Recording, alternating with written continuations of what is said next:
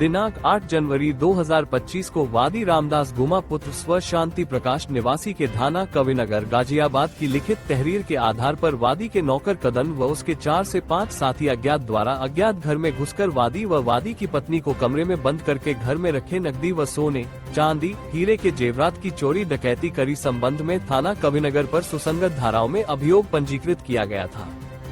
के यहाँ डकैती पड़ी थी, लोगों ने उस डकैती को अंजाम दिया था। कितने की डकैती थी और कितने की रिकवरी है, कितने लोग आरोपी गिरफ्तार हुए? अभी 2 दिन पहले 7 तारीख को थाना कविनगर क्षेत्र में एक व्यवसायी के यहाँ रात 9 बजे डकैती की घटना हुई थी और इसमें उस घटना का एक खुलासा हुआ है। उसमें से 3 अभियुक्त गिरफ्तार हुए हैं और उनके पास से जो डकैती का माल था सब बरामद हुआ है।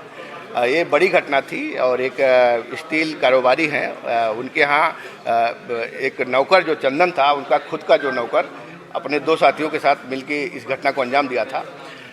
इसमें जो पाया गया कि जो चंदन था वो बिहार सुपौल का रहने वाला है। उसने देखा कि घर में केवल बुजुर्ग दंपति हैं, उनका बेटा उस समय कहीं बाहर गोवा में घूमने गए थे बच्चों के साथ, तो उसको लगा कि बड़ी आसानी से घटना को अंजाम दिया जा सकता है, कोई यहाँ पे बहुत विरोध नहीं होगा और लूटपाट की जा सकती है। तो उसने अपने अन्य 3 दोस्तों को बुलाया और ये चारों ने मिलकर पूरी घटना को अंजाम दिया था। कुल टोटल कितनी की लूट हुई थी, कितनी? उस समय इन्होंने जो अंदाज लगाया था कि इनका करीब 20 से 25 लाख का कैश गया होगा, कुछ नई गड्डियाँ थी, कुछ नए नोटें भी थी, इतना आदमी को नहीं पता रहता है। इसके अलावा 70-80 लाख का इन्होंने ज्वेलरी बताया था और उसको FIR भी उतनी की लिखवाई थी। अगर आप देखा जाए तो इनके हिस्से का करीब 50 लाख की ज्वेलरी जो गोल्ड और डायमंड्स वगैरह की बरामद हुई है, करीब 10.5 लाख रुपये कैश बरामद हुआ है। एक अभियुक्त जो चौथा अभी फरार है, उसकी गिरफ्तारी के बाद अन्य जो माल है वो भी बरामद हुआ। पुलिस अब तक के पास कैसे पहुंची?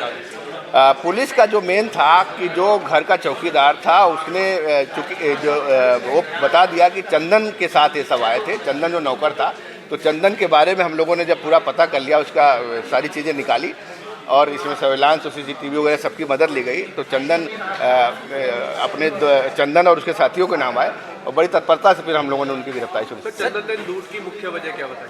लूट की मुख्य वजह लालच था। उसने उनको देखा था कहाँ पैसा रखा रहता है, कहाँ ज्वेलरी रखी रहती है, उसको लगा कि बड़ी आसानी से ये घटना कारित की जा सकती है, तो उसने अपने दोस्तों की मदद से सर, एक आखिरी सवाल कि जिस प्रकार से पुलिस लगातार इन लोगों को अवेयरनेस कर देती है कि जितने भी नौकर रखें या कोई भी किराएदार रखें, उनका पुलिस वेरिफिकेशन कराए, कहीं ना कहीं इसमें ये चूक करते हैं व्यापारी लोग जिस प्रकार से ये घटना को अंजाम। ये बिल्कुल मैं सभी को बता रहा हूँ, हम लोग हमेशा बताते रहते हैं कि जब भी कोई किराएदार रखें, कोई नौकर रखें, उसका ज़रूर वेरिफिकेशन करें। कम से कम उसका आधार कार्ड ले लें, उसका पूरा खुद भी वेरिफिकेशन करें और पुलिस से भी वेरिफिकेशन कराओ, उसके बाद ही रखें, क्योंकि अभी ये घटना इसी तरह का सबब देती है।